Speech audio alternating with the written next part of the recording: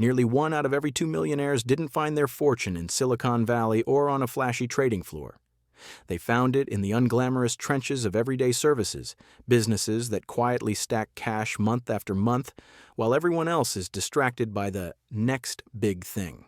The data is clear. While trendy startups have a massive failure rate, boring ventures like laundromats and self-storage boast a success rate north of 90%. By the end of this video, you'll understand the 6 mundane business models that are minting millionaires in the background. I'll show you the 3 filters I used to pick my first venture and the exact moment my side cash finally replaced my 9-to-5 salary. You'll see that boring isn't a lack of creativity. It's a superior strategy. I wasn't born into wealth. At 32, I was an operations coordinator for a shipping firm, taking home exactly $3,419 a month.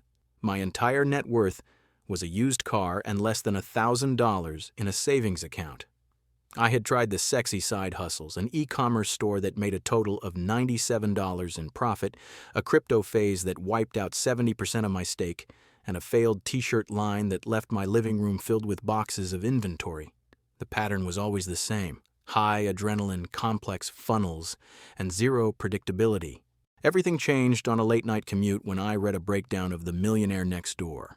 The core insight was a slap in the face. Real wealth isn't held by influencers, it's held by the self-employed owners of what the authors called dull, normal businesses, repair shops, small factories, and local services. I had been looking for a genius niche, but the data suggested I should just be the reliable owner of a necessary service. I decided to turn that theory into a real-life experiment. I almost ignored laundromats because they felt like relics. But the numbers told a different story. In dense urban areas, people either don't have machines or they need high-capacity washers for heavy bedding. There's no romance here, but there is a relentless pattern. Humans get clothes dirty every single week. I found a tired facility 15 minutes away. The owner was ready to retire, and the place was a time capsule from the 90s. The price was $198,000 with a net profit of $4,200. I didn't have the cash, so I moved like a boring investor. I sold my car, took out a small credit line, and convinced the owner to finance the rest over 7 years. In month 1, after the loan and expenses, I kept only $1,317. It wasn't life-changing, but it was money I didn't have to work an extra hour at my day job to earn. By month 6, I added card readers and optimized the pricing. The net flow hit $2,189. No viral marketing, no algorithm, just machine spinning and cash landing. While fixing the laundromat's tech, I noticed people always bought snacks while they waited. It's a captive audience play. I bought my first machine for $2,371. Then I added 3 more in a local warehouse and an auto shop.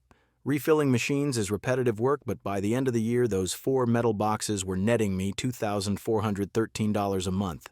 Now the laundry provided the foot traffic, and the vending machines monetized the wait time. My boring income was now officially higher than my logistics salary.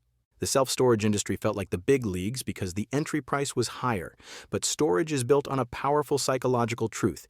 People are hoarders. Once a box enters a unit, it stays there for years. I didn't buy a whole facility. I partnered with a contractor who had land but hated the people side of the business. I funded 31% of the build and took over the operations. Once stabilized, my share was $1,594 a month. Combined, my mundane empire was clearing $6,000 a month. I finally handed in my resignation. The model matters more than the niche. Here are 3 more examples. 1, self-service car washes. You invest in the infrastructure once. High-pressure pumps and soap do the work while you collect the margin. Plus, the land value acts as a long-term safety net. 2, pest control and lawn care. These are the kings of recurring revenue. You sign a client once and they stay on the schedule for years. 1 truck and 1 technician can generate nearly $5,000 a month in gross revenue. 3, property management. You are the middleman between landlords and tenants. Managing just 50 units at a standard fee can net you $4,550 a month. It's unglamorous work that landlords are desperate to outsource. I stopped looking for viral ideas and started using these 3 criteria. Recurrence: does the customer pay every month by habit? Laundry, storage, pest control.